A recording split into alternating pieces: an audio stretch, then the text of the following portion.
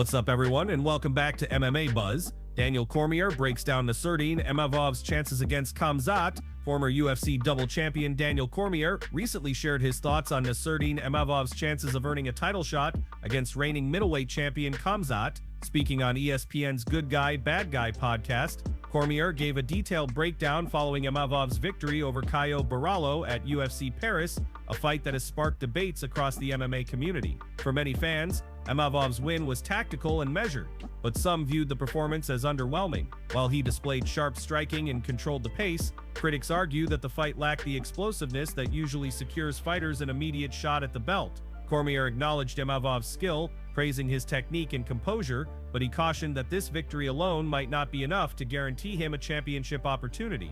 According to Cormier, the middleweight picture is far more complex than just one contender making a statement. He pointed to the upcoming clash between Anthony "Fluffy" Hernandez and Redder de Ridder at UFC Vancouver as a potential game-changer for the division. That fight, scheduled for October 18th, pits two relentless pressure-heavy fighters against one another. Both Hernandez and de Ridder have reputations for pushing a grueling pace and forcing opponents into deep waters, and Cormier believes the outcome could significantly reshape the title conversation. If Fluffy Hernandez performs like he did in his last fight, or if Redder de Ridder manages to put Fluffy away in dominant fashion, Cormier explained, then either one of those guys could leapfrog into the #1 contender position. It's all about momentum and what the fans remember most clearly. In this sport, recency bias matters. The last big performance tends to leave the strongest impression, and that can sway both public opinion and the UFC's matchmaking decisions. Cormier also stressed that while Imavov's technical performance in Paris was excellent, it may not have been enough to stand out in a division stacked with dangerous contenders. Imavov looked fantastic, Cormier admitted. He's a fighter who could challenge Khamzat in ways we didn't see Dricus du Plessis manage to do. But right now, with Chimaev holding the belt and the contenders showing no mercy, every single fight carries massive implications. It's not just about winning, it's about making a statement that can't be ignored. The UFC's middleweight division is arguably at its most exciting and unpredictable point in years. Chimaev's dominance as champion has raised the bar, forcing challengers to prove themselves in spectacular fashion if they want a shot at dethroning him.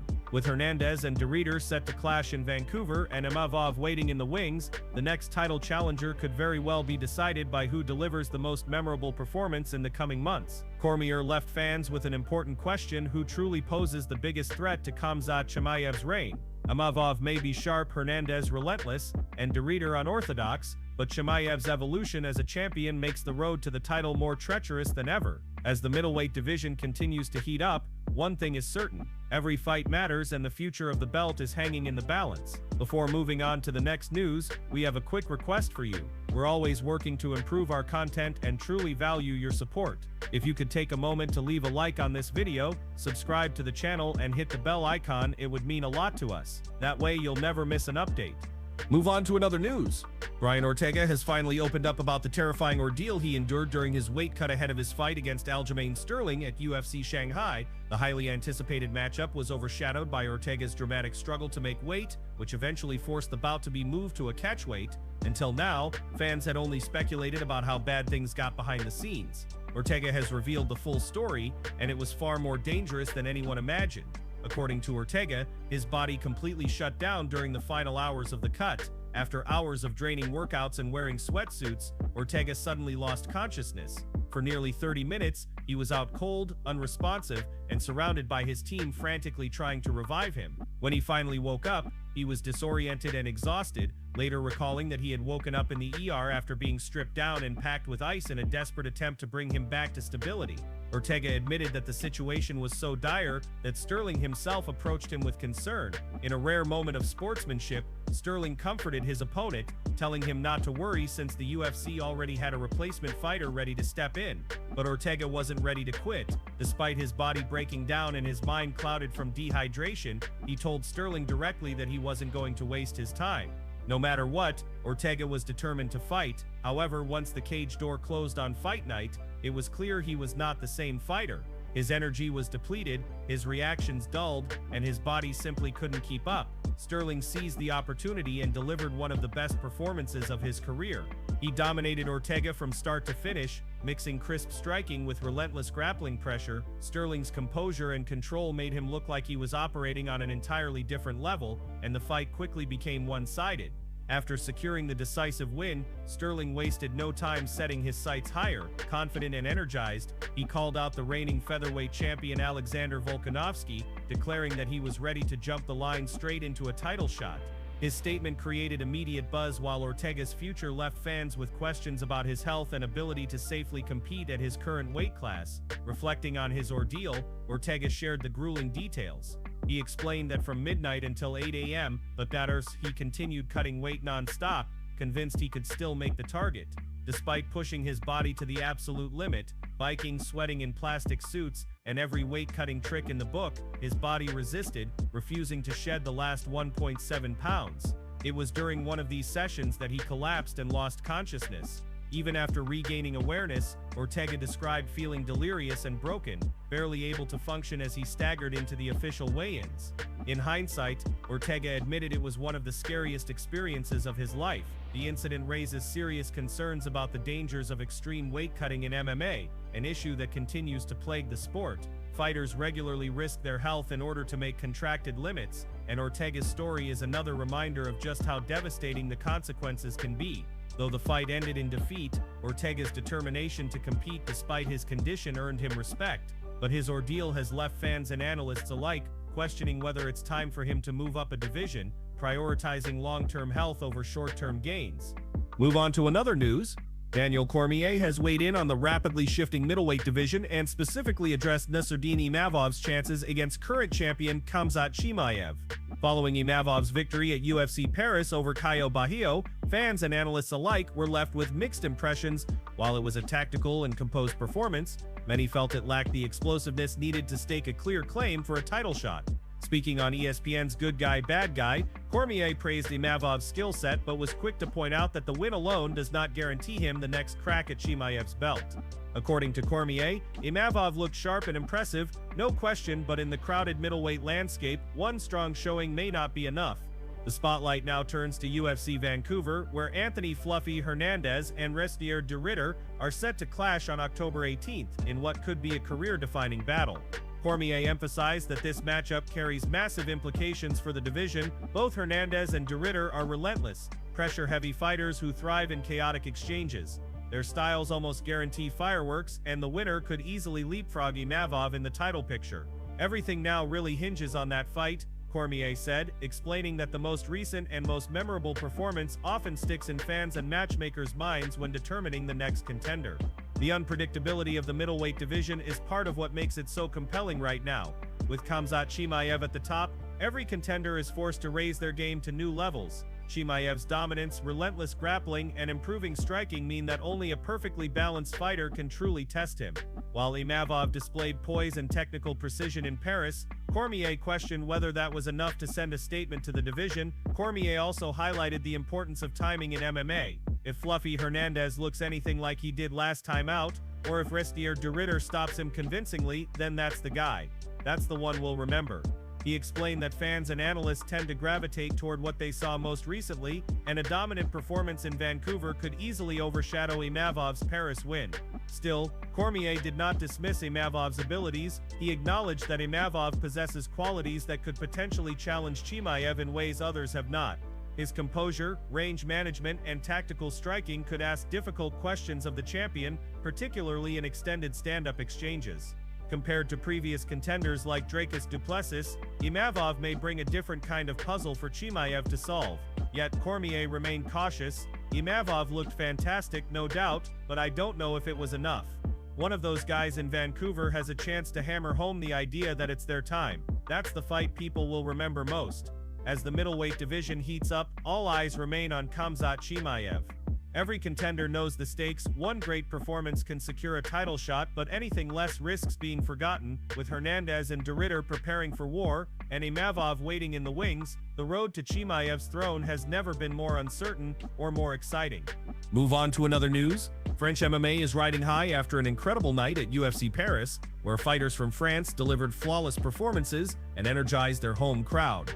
Among the standout winners was Benoit Saint-Denis, who has quickly become one of the brightest rising stars in the lightweight division. But as the attention now shifts to the heavyweight scene, all eyes are on Ciryl Gane, who is preparing to face Tom Aspinall in Abu Dhabi. In a recent interview, Nassourdine explained why he believes Gane is on the verge of making history by becoming the first French UFC champion.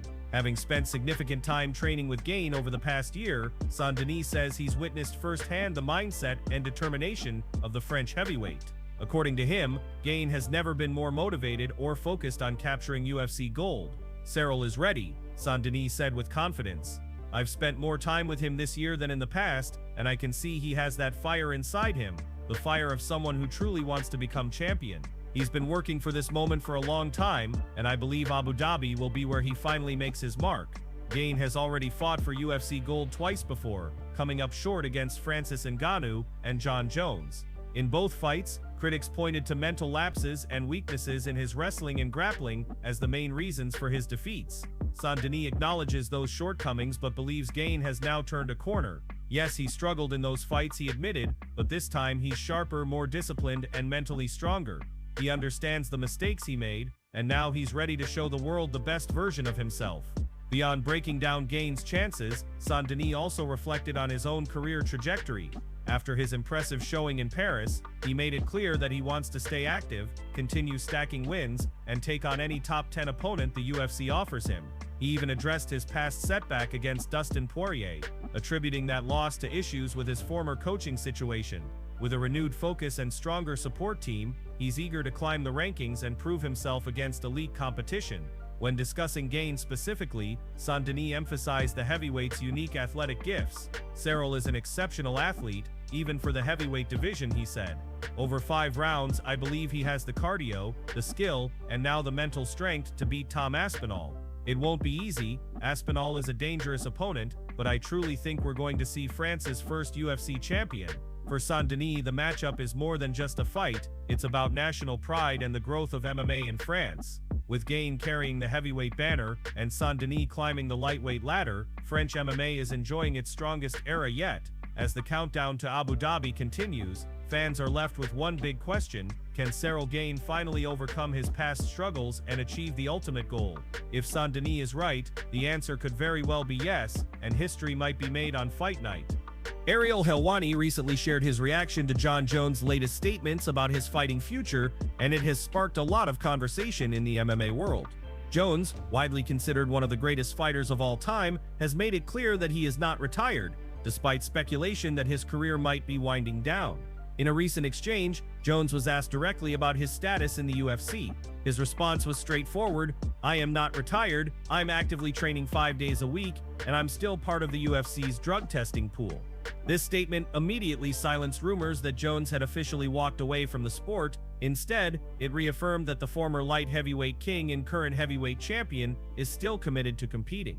When pressed about the highly anticipated UFC event rumored to take place at the White House, Jones admitted that much of the situation remains outside of his control. He said he is training for the event and preparing as if he will be competing. But ultimately, the decision lies with UFC President Dana White and the organization itself. Jones emphasized that his intention is to be ready if the opportunity arises, leaving fans eager to see what unfolds next. Ariel Helwani, breaking down these remarks, noticed something interesting about the setting in which Jones made his comments. Instead of addressing a large group of reporters, Jones was seen speaking casually on the red carpet to his longtime publicist, Denise White. Helwani pointed out that White has been a trusted figure in Jones's life and career for many years, and she has guided him through countless ups and downs. The unusual setting led Helwani to question whether Jones wanted to avoid the media spotlight, or whether the media itself had chosen not to approach him. Either way, it struck him as slightly odd that such major news was being delivered in such a casual manner. The biggest revelation, however, wasn't just that Jones is still active, it's that he is still determined to fight on the rumored White House UFC card. This revelation, Helwani argues, gives the impression that Jones may be experiencing a bit of regret over his recent choices. According to Helwani, Jones was previously offered an enormous payday, reportedly $30 million, for a fight against surging heavyweight contender Tom Aspinall. Jones declined the fight, but Helwani believes that decision might now be haunting him. He described Jones' behavior as resembling buyer's remorse. After initially shutting the door on the fight, Jones now seems to be reconsidering, realizing that the opportunity and the money involved might have been too good to pass up. For fans, this back and forth is nothing new when it comes to Jon Jones. His career has been filled with triumphs inside the octagon and controversies outside of it. But what remains consistent is his unparalleled talent and his ability to capture attention every time his name surfaces in the headlines. Whether or not Jones ultimately competes on the White House card or against Tom Aspinall remains to be seen. What is certain though is that Jon Jones isn't done yet. He's training, he's motivated, and he still sees himself as a central figure in the UFC's future.